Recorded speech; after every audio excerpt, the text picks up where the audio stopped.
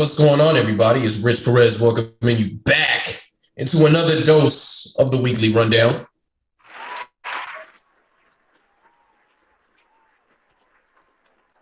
Of course, joined in with me as always, my brother from another, my co-host all the way from the O, Kayson Davis. How you doing, Kay?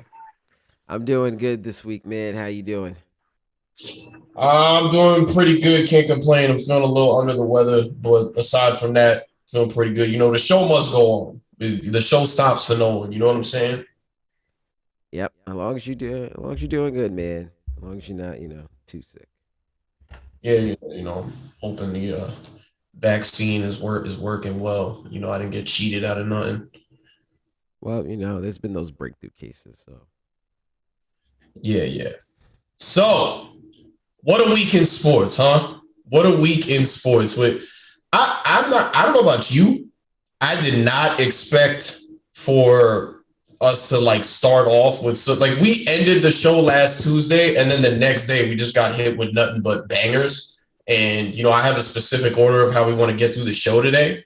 But man, what do you say to that? I thought we had an exciting week. Yeah. I mean, that's how sports is sometimes. Sometimes it's a little slow, but then sometimes, especially around this time, wintertime, there's football, basketball going on. You have those exciting weeks every now and then. Yeah, man, most deaf. So between the NBA being back, football, the fights were crazy. Shout out to that. And we had another sick fight go on this past weekend. And it was great. But we gotta start off, of course, with the big one. The big one. Don't call it a comeback because he's been here for years.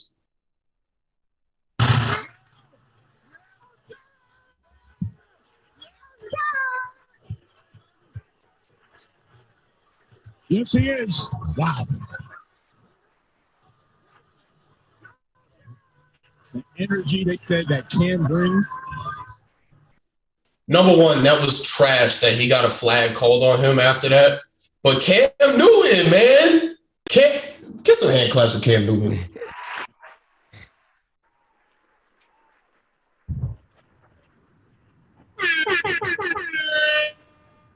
Cam Newton. Back where it all started. Rookie of the Year. MVP. NFC Champion. Cam Newton. Signed with the Carolina Panthers. Back where it all started. Comes in. First touch. Runs in for a touchdown. Second touch. Throws another touchdown and put the Panthers up 14-0. He gets a little bit of run at the end of the game. Of course, P.J. Walker was the was it P.J. Washington? I'm sorry. Starter for the Carolina Panthers that game. But it has been announced by head coach Matt Rule and company that Cam Newton will be getting the majority of the first team reps, which tells us that he will be the starter for the Carolina Panthers moving forward. Carolina Panthers only about a game or so out of that wild card spot. And I mean, I was watching it on Red Zone. I got goosebumps watching that when they threw Cam in the game. I was looking away from the screen, then I heard Cam Newton coming in under center. Then just watched him running for that touchdown. And this is what we mean about the energy and just getting that shot in the arm. He goes in and he runs for that touchdown. You see Christian McCaffrey, who he played with a few years back. He's swinging his arms, yelling, and then the rest of the team is yelling. Robbie Anderson just a week ago was giving Sam Darnold the death stare. In the post-game press conference, he's smiling, taking selfies with Cam Newton. Yeah, definitely. I mean, it's good to see him back. It's a good thing. Obviously, some people didn't think he should have left there. I like the energy. Hopefully, they can keep it up. Obviously, him being back, he brings a new type of energy. You know how Cam plays. You even see how he ran that in, and then he's screaming, "I'm back." So hopefully, they can keep that energy up, like you said, they're right out of the wild card game. So if he can, it's one of those things where, especially when you bring a player back, that energy is always there from going forward. Now, just can they keep it up?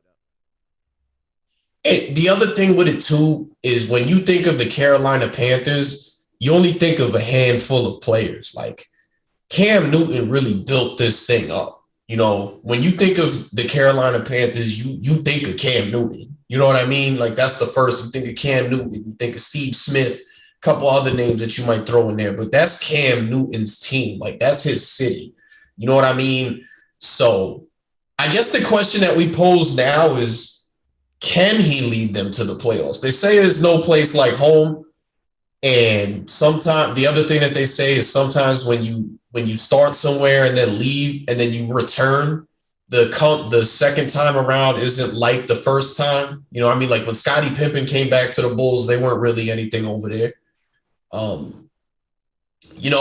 So I mean they've got some winnable games on the schedule, but let's be, and I want Cam Newton to really show out. I think he was number one, he was done wrong by the Carolina Panthers to begin with. They shouldn't have never cut bait with him, but in retrospect, maybe it wasn't a terrible decision because he had the foot. They didn't know. They had to think about, are we going to pay this guy? I think they owed him like $25 million, and like he's got the shoulder injury. He's not throwing the way that he used to. He's got this really bad foot injury that's sidelined him for much of that season at that point in time.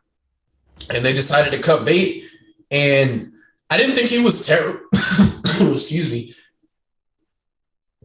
I didn't think he was terrible in New England.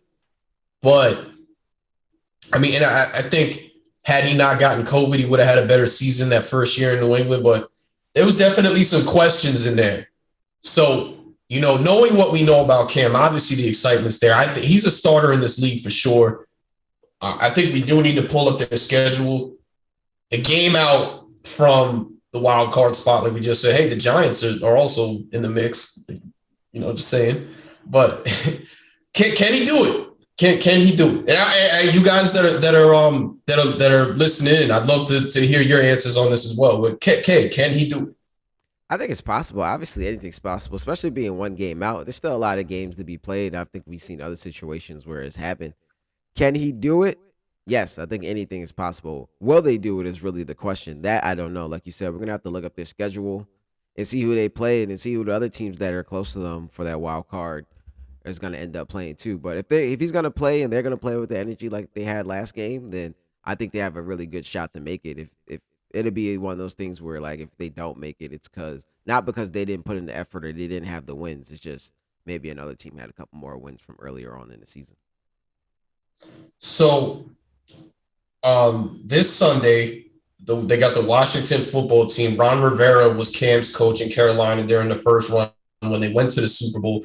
Ron Rivera was actually asked, does he have like a secret file that he's had in place for a while to beat Cam Newton? And he said yes. So, I mean, that's box office right there. You got Cam going against his former head coach, and we know the great defensive mind that Ron Rivera is. I'm going to call that, and the Washington football team is not playing that bad. They did just beat Tampa last Sunday, but I think that the Carolina Panthers can win that game. I'm going to call it a win. Then they got the Dolphins, your new native team.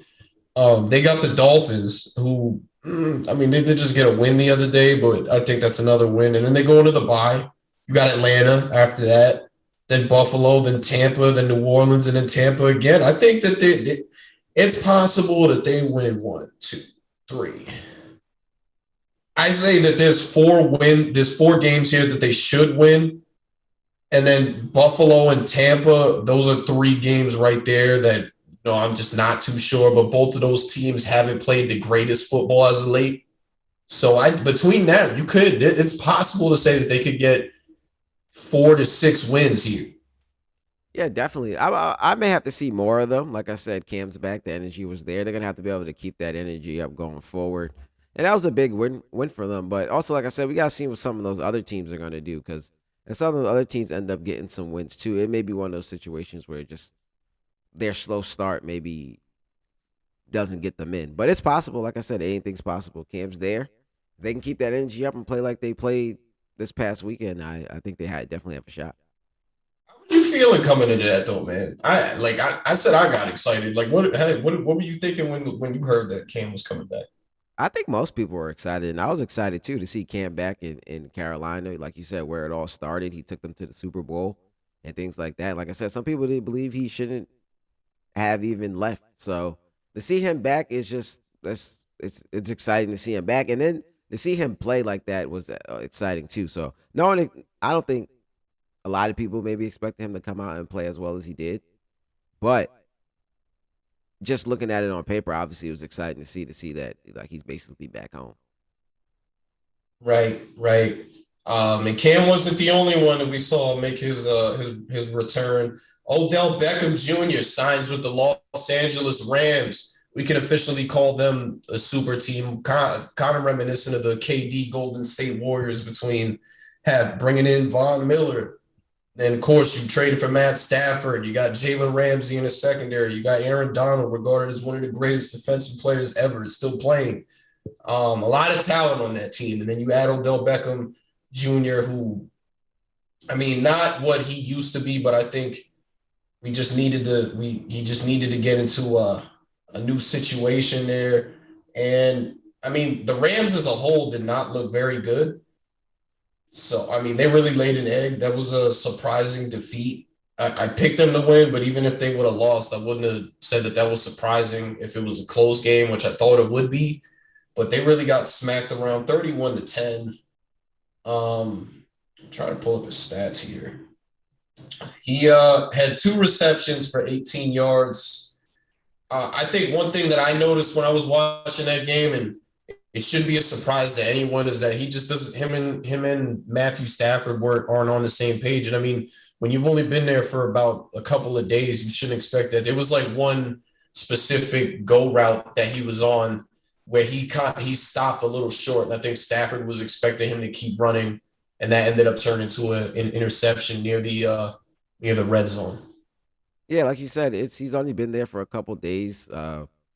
He's coming from a place where he wasn't getting that much touches, and he only been there for a couple days. Those guys need to get to know each other.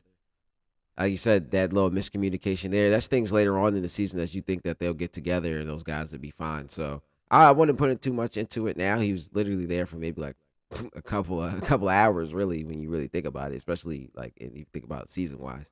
He's only there for a couple of hours. Those guys got to get used to each other. But I think here's where we're gonna see: was it all kind of Baker Mayfield not finding him, or do we have to put a little bit of that blame on Odell Beckham Jr.? Because if he comes here and it's more of the same, then I think it'll take some pressure off Baker Mayfield and put a little more on OBJ, and the fact that now this is 2 different quarterbacks where it's like, you haven't been able to get the touches. Well, I mean, in defense of Odell, Baker Mayfield, even without Odell, has shown us that he's really not that great. Like, and that's where the scrutiny on Baker Mayfield comes from, because he was the number 1 overall pick. And to be fair, like, they called that draft like it was supposed to be a legendary quarterback draft. And if we look at it, Josh Rosen is almost out of the league. Like he's on like his 4th team now in just a couple of seasons. And he's not even the backup in Atlanta. He might not even be 3rd string. Sam Darnold looks like he's on his way just to being a journeyman backup at this point. He didn't look very good with the Jets. He started off pretty good with Carolina and then just went completely downhill. This doesn't look great at all. That's 2 off the bat right there.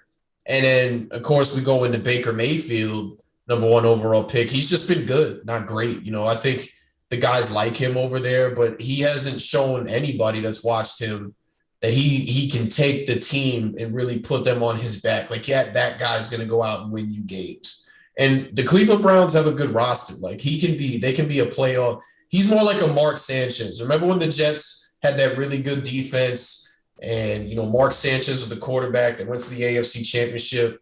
They didn't go to the AFC Championship because of Mark Sanchez. They had a nice roster put together, and he just was kind of riding on that bus. That's kind of what it seems like with Baker Mayfield. And I mean, we all saw the videos with him being, him and Odell being open a bunch of times, and either he wasn't targeted or he was overthrown a lot. So the point stands. Like, we'll find out who it really was, but it's not like either of them were really lighting it up anyway. You know what I mean? Yeah, definitely. But like I said, all the blame right now is going on Baker Mayfield, and I think if ODB kind of shows more of the same in LA, they'll not that all the blame is going to be shift to him, but we'll take a little bit off of Baker Mayfield. Right. Speaking of Baker Mayfield, man, the Browns got torched by the New England Patriots. And if there's one thing that we've known, and this is why we say this about Baker Mayfield, if there's one thing that we know about Bill Belichick, he has made a career on taking average quarterbacks and then showcasing it to the world just how average they are.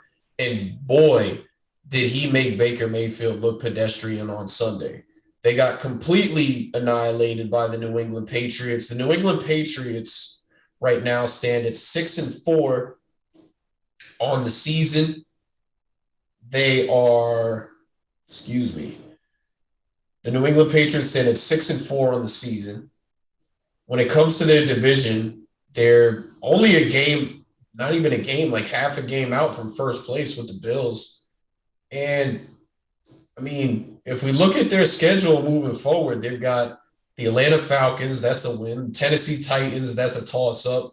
Buffalo Bills could be a win. Then they go into the bye week, and you got the Colts, which I think they'll win. Buffalo Bills again, I think toss-up. Jacksonville, it's a win. And then the Dolphins should be another win. Like, people are calling the Patriots right now a Super Bowl threat. And I don't think it's far-fetched. Their defense looks amazing. And as much as we killed the Mac Jones pick and him possibly going second overall, he's been good. And he looks like he's getting better. People made the comparison to Tom Brady because they're like, he looks like him from a physical standpoint and whatnot. But they're literally using Mac Jones the same way that they used Tom Brady when he first became their starter. So is it crazy to say that they're back? Not only that they're back, but that they can go to the Super Bowl. No, I don't think neither one is crazy, and here's why. Because we saw kind of how that breakup went, and I think Belichick seeing Tom Brady win that Super Bowl last year, he's motivated. So I think he's probably spilling some of that energy onto his team, and he'll want nothing more but to come back and now get a Super Bowl for himself. So I think, with all that being said, they're playing well, like you said, and you know how I said about rookies, they take time to get things rolling, and Mac Jones may be getting things rolling, so that's good for them. And then Bill Belichick, his defense, he's been there, he's done that. So to say they'll get there is not too far fetched. To say that they're back is maybe not too far fetched. They got a young quarterback; it's only his first year. You think he's only gonna get better, and Bill Belichick is only gonna stay motivated, especially if he doesn't get it this year. He's just gonna be more motivated to get another one next year, especially if Tom Brady don't win it again this year. So the motivation is definitely there. That quarterback's only going to get better. People, if they continue like this, people are only going to want to come play there again. So I wouldn't say that it's far-fetched that they're back, or say that's far-fetched they can make it to the Super Bowl this year. Would I pick them? That I don't know. If they do get there, do I think they would win? Would I pick them to win? That I still don't know. But to say that they're back and they have a chance is not too far-fetched to me. Man, what if they were to win a Super Bowl this year? Remember, we were like, oh, it was last year when Tom won. We're like, and I mean, it wasn't me. I think Tom had everything going his favor. He completely stacked the deck because of where he was in his career. Let's be real, he's not the same player that he once was. He's not bad. He's definitely still a top-tier quarterback in this league. But he went to the Tampa Bay Buccaneers because they had very good talent for him on offense. And then he asked for them to bring even more talent because of where he's at in his career. Obviously, he needed that help. But after they won the Super Bowl, a lot of people were saying it was Tom, not Bill. And now we're seeing what Bill's going out and doing. They played this year, had Tampa on the ropes. Tampa ends up winning late.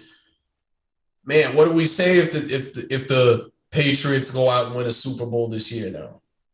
That it was both of them. I think that's not too far-fetched to say. How they broke up, it's a this side or that side. So it's a Tom Brady or Bill Belichick. You're on this side, you're on that side.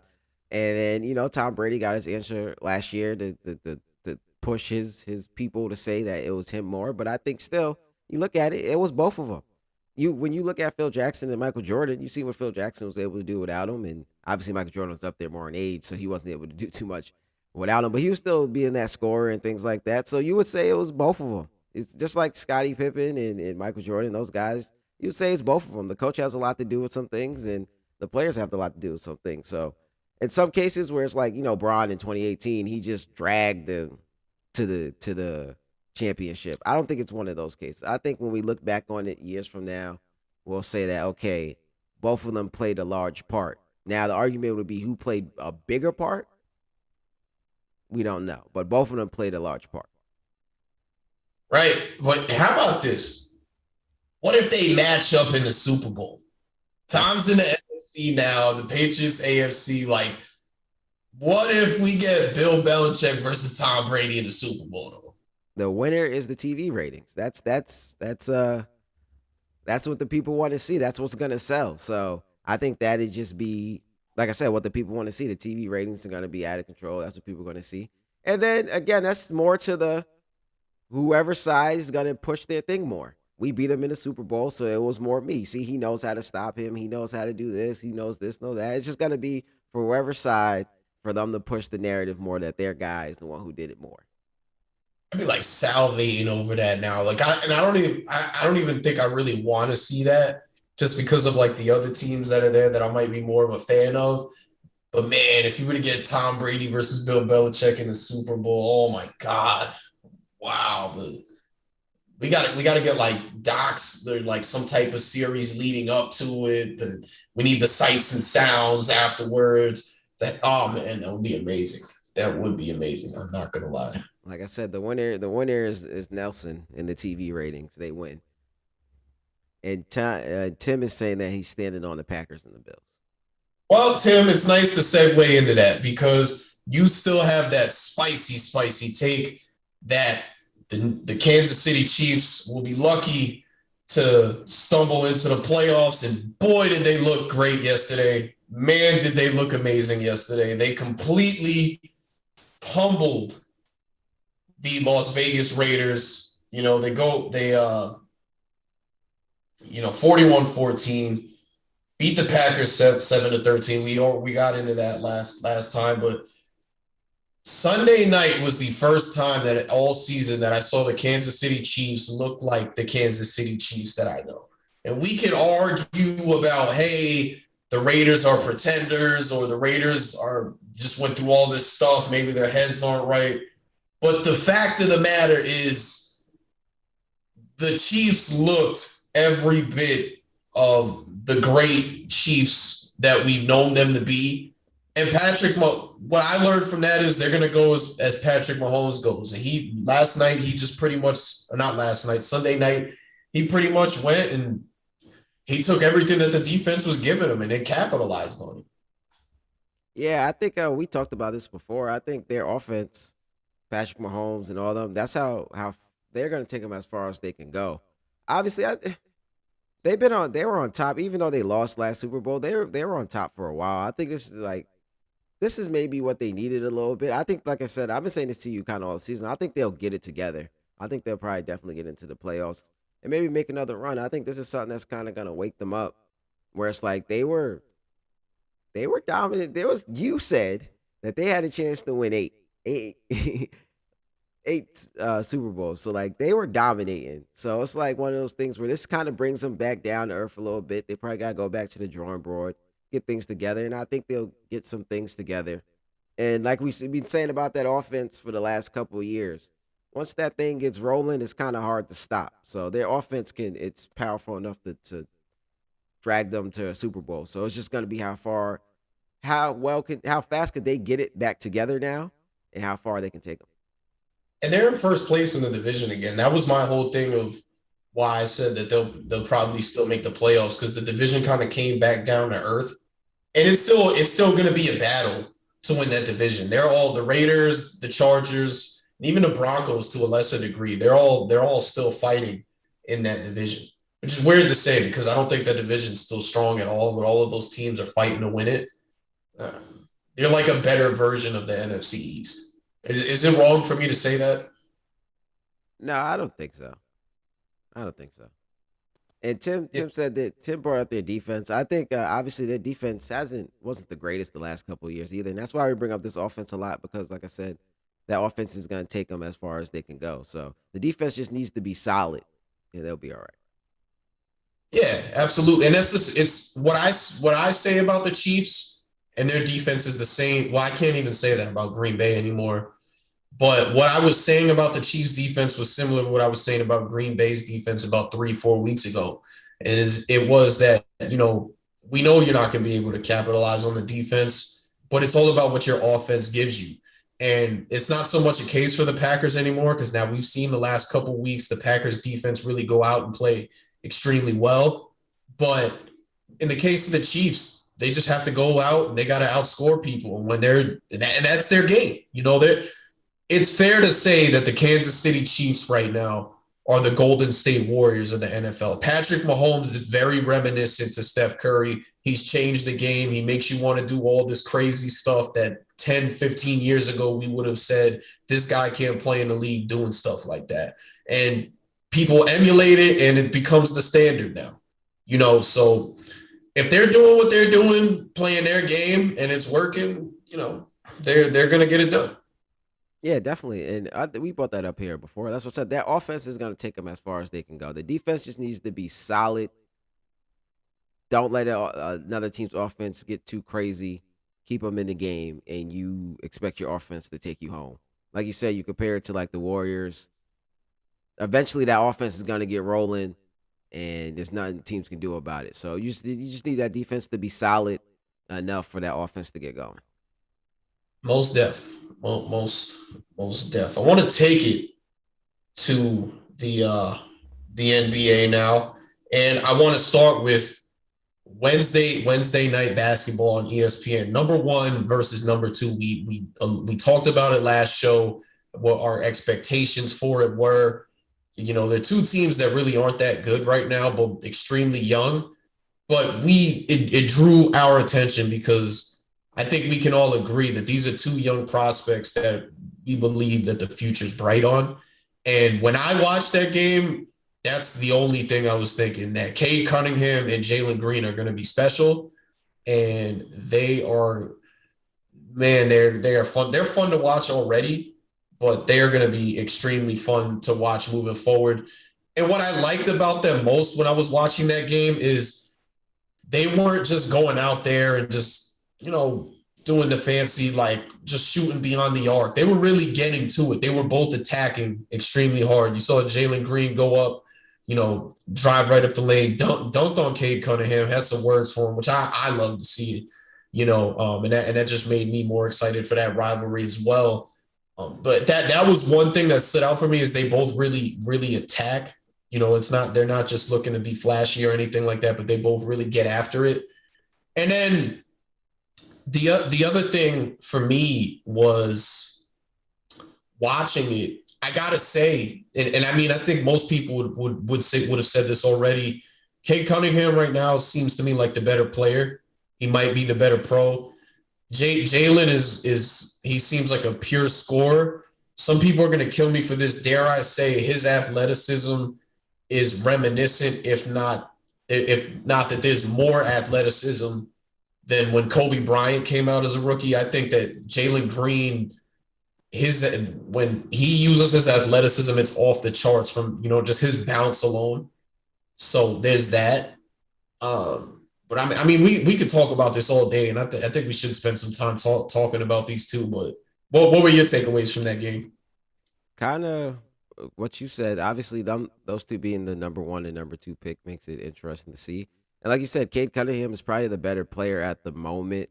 But Jalen Green's he could end up being the more talented player, in the sense that his athleticism and his ability to score will make him maybe a better player in the long run. I think Cade Cunningham would be solid.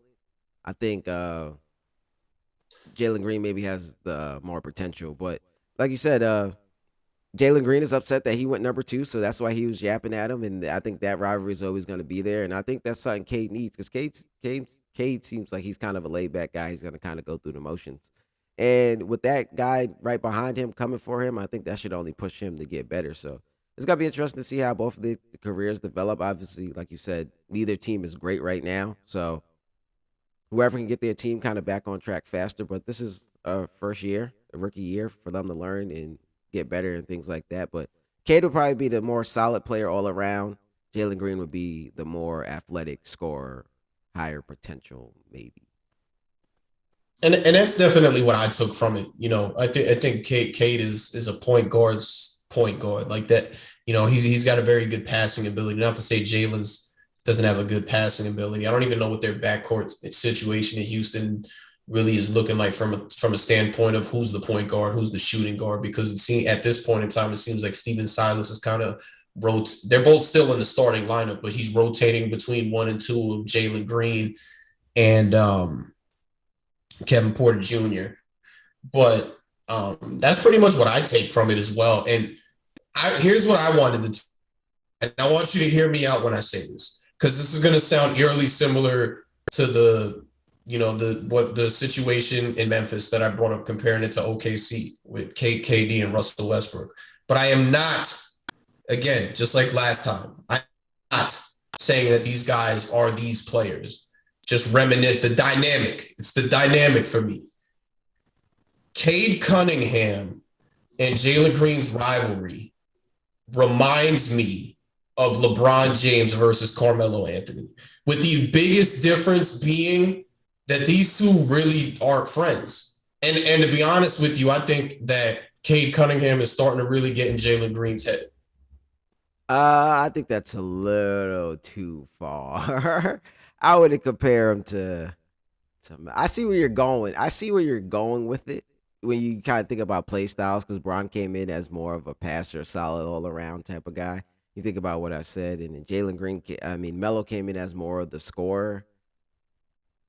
So I get what you're saying. I don't know if they'll be on that level, but I guess if you break it down and look at it like that, I get like their play styles.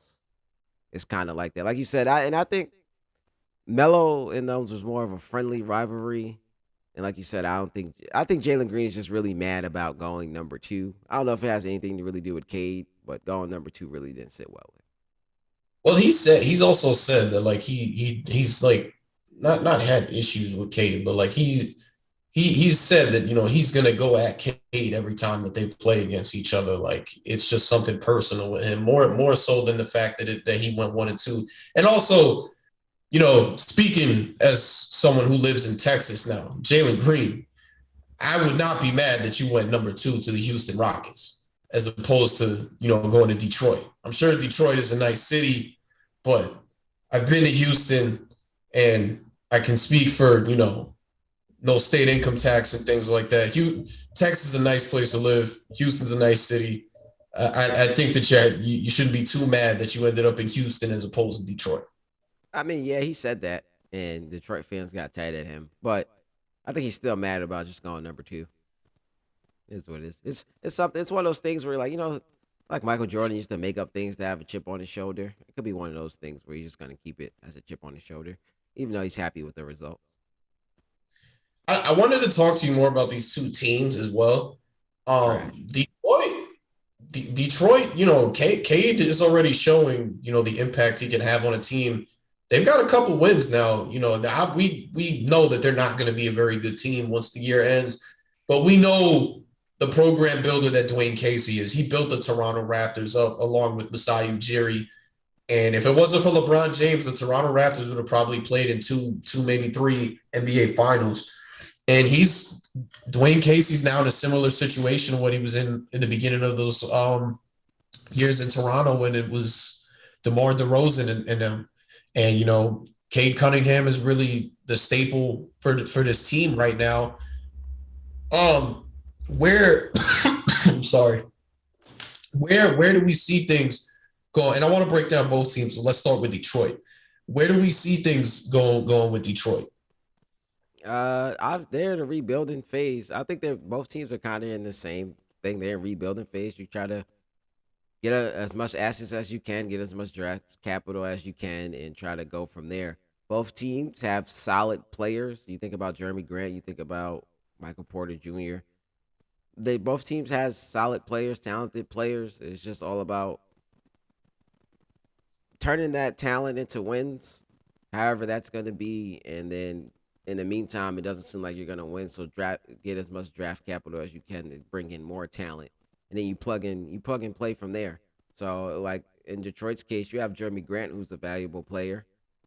You see how the season's going and this and that. I'm pretty sure his contract's probably up in 2 years now. You probably trade him for some draft capital in the future, even though he's a solid player who can help you win. But it's it gets to the point where they're not going to be winning by the time it's time for his contract to get up. So you let him maybe walk for nothing. But they have some pieces there. I think Houston's in more of a better sense where it's like you have Michael Porter Jr., you have Kenyon Martin Jr., you have these young talents who you probably keep there and just add to it. Detroit's maybe in a sense where you have some young talent, a couple older talents, where you flip that older talent for some younger talent. Well, I'll say this, and now this is where I kind of get into the Houston Rockets, but I'm still going to talk about the Detroit Pistons here.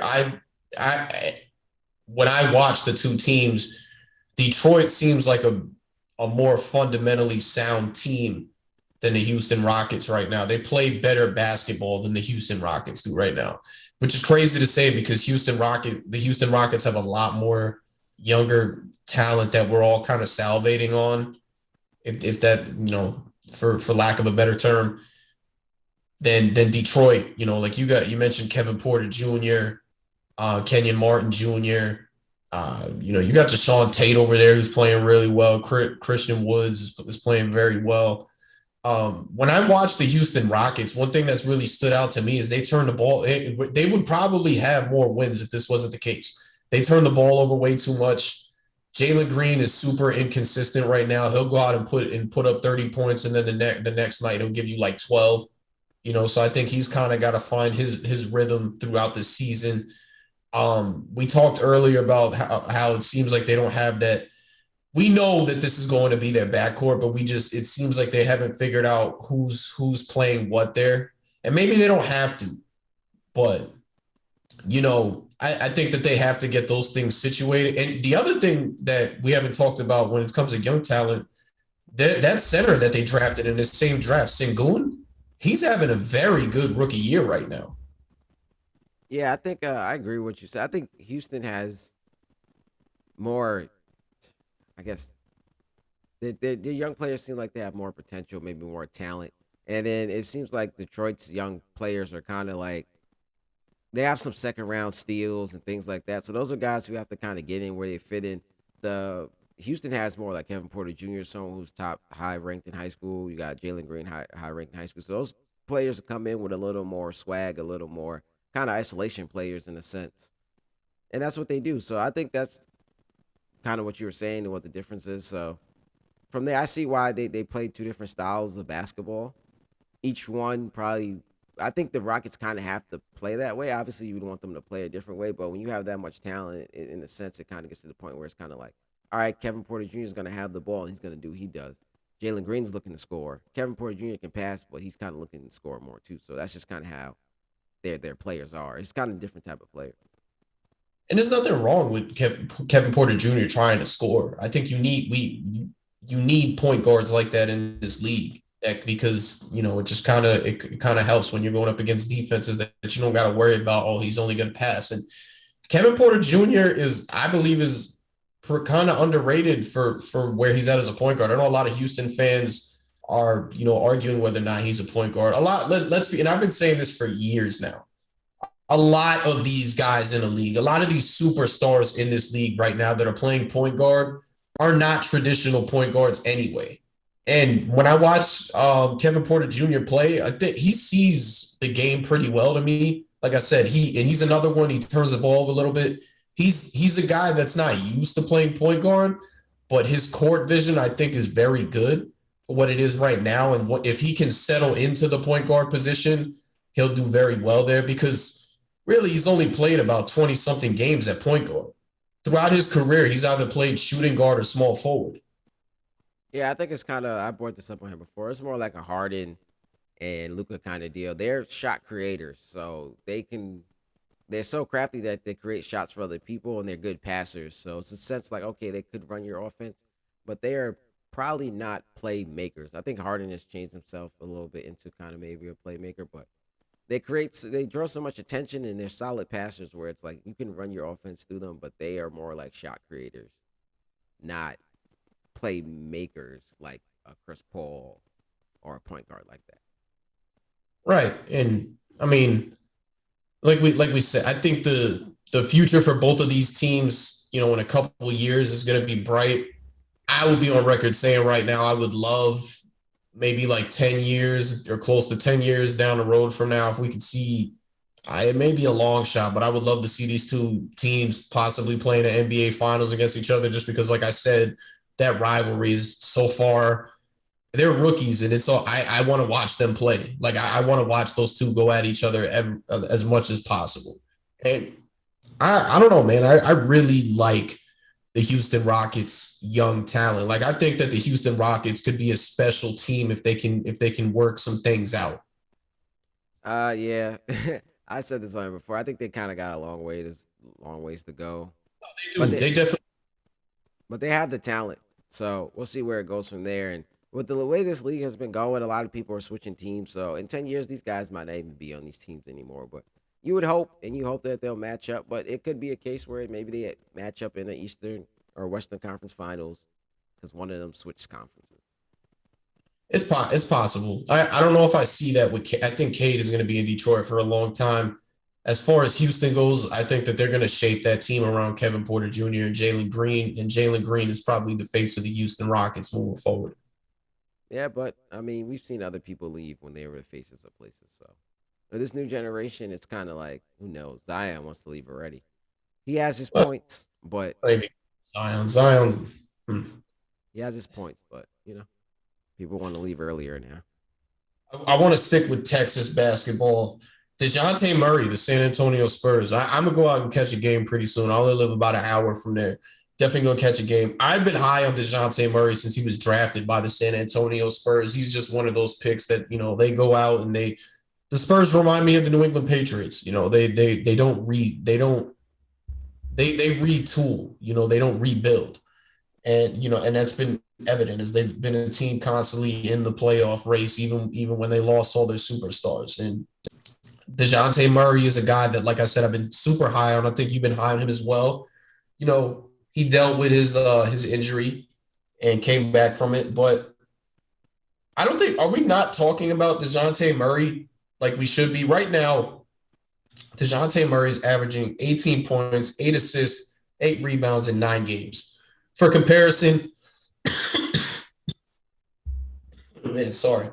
For comparison, James Harden is averaging 17 points, 9 assists, 7 rebounds, same games.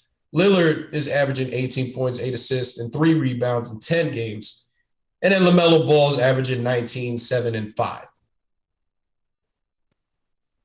The only thing about those stats is that we've all been saying that Damian Lillard and James Harden got off to slow starts to the season. But I think for Dejante Murray, he's always been solid, especially over the last couple of years when he finally got it going. I think his only issue, and it's a lot of people's issues, he plays in a small market. Obviously, Tim Duncan, Tony Parker, Manu Ginobili did those things to get that team very relevant, and you have Pop, but it's a small market. And with those guys not there and them not having as much success as they had usually that they had when those guys were there, people just aren't going to talk about you that much when you're in that market. The Spurs are a well-known team now, like I said, because of those guys, but those guys aren't there.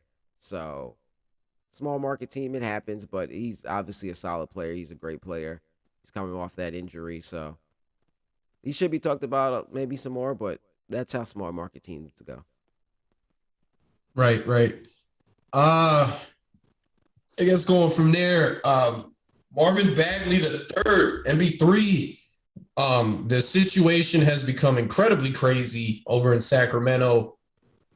We know that he's looking to be traded since last season. He's still there. I saw a video that I thought was insane.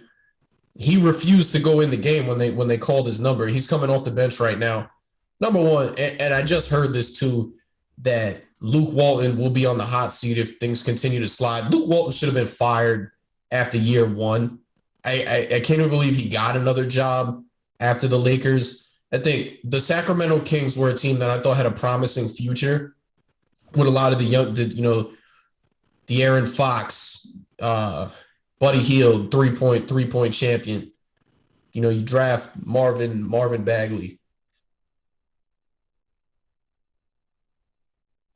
Just so on and so forth with that young talent over there. And right now, you got Buddy Hield coming off the bench, which is insane to me. you drafted you drafted 3 point guards now between De'Aaron Fox, Davion Mitchell, and then what's the other kid's name? Halliburton. Tyrese Halliburton. Things just aren't looking up. And I mean, here's what's crazy to me about why this hasn't worked out. And I think it's a testament to Luke Walton, and another team will utilize him well. Marvin Bagley has played 10 minutes this season. Sorry. They said they didn't trade him because of value, even though it was reported that deals were on the table. He started 42 games last year, and he averaged 14, 7, and 1 on 50, 34, and 58. That is not a bad stat line at all. Yeah, I think the writing's been on the wall maybe for him to leave for a while now. I think his dad had came out and said that he needs to be traded, or his brother or something like that. So there's been some issues going on there with since Luke Walton has got there. The Kings have been, just say, I guess no other way to say it, they've been a bad franchise for years now. They don't know how to get things together over there, maybe since like the early 2000s. So who knows? I mean, obviously, getting him out of there would be great for him because that's just a crazy franchise. Like you said, they drafted multiple point guards over the year. You got guys coming off the bench that maybe should be starting and things like that. So who knows what's going on with the Kings? They can fire another coach, but they fired a lot of coaches in the last 20 years. So it's kind of like, who knows? They kind of need to build it, tear it down, build it back up from the top. And I think Marvin, obviously, if you want to fire the coach, if Luke Walton's on the hot seat, you fire the coach, bring a new coach in. Hopefully, Bagley gets along with that guy. If you want to keep him, either get his trade value up or try to keep him because he's your pick. But after that, if that doesn't work out too, then it's the writing's been on the wall. I think Bagley's probably out of there regardless of what happens with the coach. And what I've heard, we just talked about Cade Cunningham and the Detroit Pistons. I heard that the Pistons are the favorite to get him. Now, imagine if he's playing with Cade Cunningham with the stat line that I just said. I think that just kind of trajects them higher moving forward.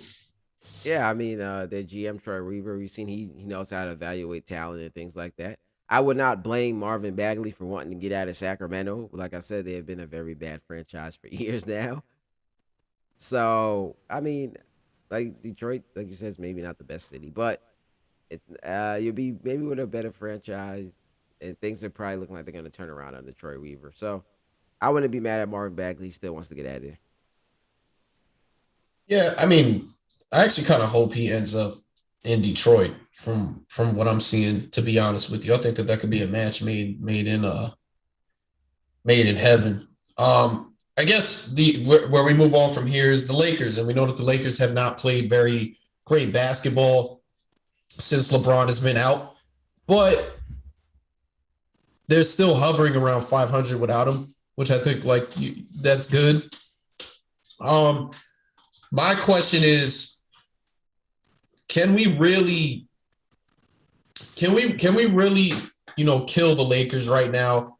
They signed a lot of guys that were supposed to be contributors for them, and they have Kendrick Nunn, Wayne Ellington, THT just started playing. Ariza's out, LeBron's been out. So they haven't been at full strength all season. Obviously, they have things that they need to work on, and we talked about Russell Westbrook and just what he needs to do, but can we really kill them right now? Yes and no. Obviously, for the things you just said, LeBron's been out. A lot of guys have been out. People who were supposed to be contributing have been out. So they have some valuable pieces that have been out. But I'm gonna kill them in this sense. Their defense should not be that bad, no matter what. Last night, AD scores 20. I think Taylor Horner Jr. scores 20. Russ scores 20, and they still lose that game by like 15 or 20. Their defense has been terrible. They've been guarding the pick and roll kind of terrible. And you have AD on the court. They need to get their defense together before anything. Obviously, you're going to get LeBron back. He's going to make a big difference. And you can get Trevor Ariza back, who's going to make a big difference. But if they can't get their defense together, then they can't win a championship at all. So No, in the sense that all their players are not there, and those guys can make a difference. Trevor Ariza is a defender. LeBron has been known for playing defense, and those guys can make a difference. But yes, because no matter who's on that court, their defense should still be solid, and it hasn't been solid. And then you can get on Russ. Russ has to cut down his turnovers. He's Some of the turnovers are like very unforced turnovers that he's just turning the ball over. But as overall as a team, they need to get their defense together. There's no excuses for that. Yeah, most definitely. But do you think that though having those guys able to play is going to help them out? Sorry guys, I'm over here dying. You would hope that it helps them out, and it should help them out. But like I said, no matter who's on that court, their defense shouldn't be that bad. Especially when you have those three guys scoring in 20 points, they should not lose the game by 15. Right, right. I mean, we'll see. We'll definitely see what happens. AD's kind of out calling him out. Last night anyway, he said that they're just not a championship team. He said that they sucked. And I'm gonna be one to say I don't think that that's him necessarily being frustrated, although I'm sure he is. I think that speaks more to him as a leader right now. It's just him being honest. Everything he says is the truth. They suck. They're not playing defense. They need to get it together. So that's just him being honest. People want to ask questions, you're gonna get honest. Right. Couple more things before we get out of here. One other thing that did come out is that the Miami Heat are looking to acquire DeMarcus Cousins, who's a free agent right now, and the Heat have flirted with bringing DeMarcus Cousins in for a little bit now. And if they were to acquire him, they would like him to be in the starting lineup, and the starting lineup would be Kyle Lowry, Tyler Hero, Jimmy Butler, Bam Adebayo, and then DeMarcus Cousins. I think it's time for Tyler Hero to start. You know, he already has eclipsed most points off the bench for the franchise. What are you thinking of this? I would keep him coming off the bench. It's been working. I mean, Jimmy Butler's out. Maybe you insert him to the starting lineup, but Jimmy Butler comes back. I would put him back to the bench. Obviously, we talked about this on here before. It doesn't matter who starts. It's about who finishes, and he'll probably be out there when it's time to finish. I think he's been good coming off the bench. He was a 6-man a year candidate. I would leave him kind of coming off the bench. I like how it's going. As far as DeMarcus Cousins, obviously, I mean, they could probably use another big because it's only Bam Adebayo out there. If who knows what you're going to get from DeMarcus Cousins right now, but if you can get him and get things together, it would be great. I don't know if I would play those guys together, but it could possibly work. So, yeah, that's kind of my two opinions on there. I would leave when Butler comes back, I would put maybe Hero back to the bench, but you're more of a Heat guy than me. You got to let us know what you think about it. I think, like I said, I think it's time for Tyler Hero to start. I think Duncan, just when he's playing as well as he's playing right now, like it's just in what he's doing is insane. Definitely back to what he looked like as a rookie, and that trajectory anyway. I like what Duncan Robinson can give you off the bench if he were to do that, and I think like the other guys that they had, they're gonna be solid either way. And I mean that starting lineup is maybe it's not your closing lineup, but if DeMarcus Cousins is playing like we know he can play, like the Heat are going to be a formidable foe for anybody. Yeah, definitely. Like I said, it's not about who starts. It's about who finishes. And shout out to Tyler Hero, though, because he said coming into this year that he should be up there with Luka and Trey and those guys, and he's showing it. So he backed up his talk. So shout out to him. Right. And last topic on the day, man. Thank you guys for sticking with us. I know I'm over here. I'm sticking it out for the show right now. Kristaps Porzingis. Kristaps Porzingis has been taking it, man. And I said, do not kill this man right now, because we saw what he looked like as a New York Knick. He looked very good. His only problem was injuries. And then also, when he got to the Dallas Mavericks, this is another thing I said, and Kayson, you echoed the points. Him and Luka Doncic, when they first started out together, looked like a tandem that was super formidable. They looked great together. And obviously last year and a bit of the year before comes around, some things were going on, but In the last 3 games, Kristaps Porzingis has averaged 27, 10, and 3 on 55, 50, and 90. And the Mavs have won 5 of their last 6. Yeah, I mean, no, trade block news got to go. Like, he's back to what we knew he could be. I think the trade block news was kind of out of there. That's why you brought in the new coach. You got to see how those guys gel together with the new coach in there. Jason Kidd said that that was one of his main focuses of getting Porzingis playing back to that level, getting him and Luka to kind of play better together. And we talked about it on here. We thought Luka maybe should give up the ball a little more, not dominate the ball as much. So it's a short stretch, but you hope that this is something that can take going forward. And Jason Kidd figures something out that maybe I can't remember his name right now, but their old coach he couldn't figure out. And you hope that Jason Kidd figures something out, and they can keep this going. If they can keep this going, I told y'all last week when we talked about the East versus Western Conference, y'all probably don't want to go to Dallas.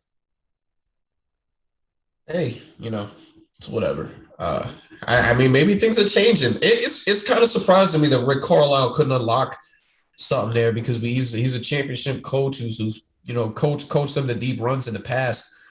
But Jason Kidd I think Jason Kidd is one of the greatest point guards of all time.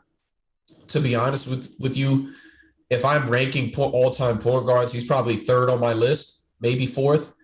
But just because of, the point guard position, Jason Kidd took teams that weren't good, a lot like Chris Paul, and went in and made them better. The Nets moved on from Stephon Marbury, and I think they were a low-tier playoff team. And Jason Kidd got over there and brought them to 2 NBA finals. The Suns playoff team with Jason Kidd. The Dallas Mavericks were a playoff team. He ended up being the missing link for them to win an NBA championship, or at least a big reason why they won it. And the last time the Knicks went to the playoffs before last year was with Jason Kidd as their point guard. So I think he brings a different dynamic over there as far as, seeing the game and, teaching guys that. I mean, one man's trash is another man's treasure. The Dallas Mavericks signed Frank Ntilikina, and Jason Kidd said, he affects the game in good ways. If you look at the plus minus and things like that, we're better on the court. We're better when he's on the floor, and even he's stepped up for them. So yeah, I mean, they're definitely a formidable team, and I think that they definitely figured some things out. Definitely, and like I said, that's why you bring a new coach in there. Jason Kidd said his whole summer since he got the job was spent trying to figure out how he's going to get those two guys to gel together, because that's what everyone knows was missing. And like I said, y'all rather go to Dallas than to go to Atlanta or New York or whatever. And if those two guys are clicking, it's going to be a hard time for you guys to get out of Dallas. So shout out to them. Hopefully they can keep it together, and hopefully Jason Kidd figures something out. I'm going to be honest. I still don't even wherever the Knicks are talent-wise, I still don't think people are like, yeah, I want to go to New York, because it's still not going to be an easy place to play in. But I feel you, though. But I would still rather play New York than Dallas. Okay. You can probably Luka can. Yeah, I'd rather play New York. I had no questions asked about it. I'm going to New York. I'm playing New York. I got a game plan for New York. Okay. I'm mad at you. Atlanta 2. Actually, Atlanta 2. I'd rather play them. Actually, Atlanta was pretty good in the playoffs last year. That's another discussion for another day. Whatever. I'm mad at it at all. Shout out to the Knicks finally defended home court. They were finally able to get it done. I just wanted to say that I felt like they were overdue on that one. But that's all I got for this week. Kay, you got anything for them before we get out of here? The Knicks have been bad since I said they were back. I'm about to take it back. We'll see how next week goes. Definitely, for sure. Thank you guys for tuning in again. Great show. Great week in sports. And we will see you guys next time. Peace.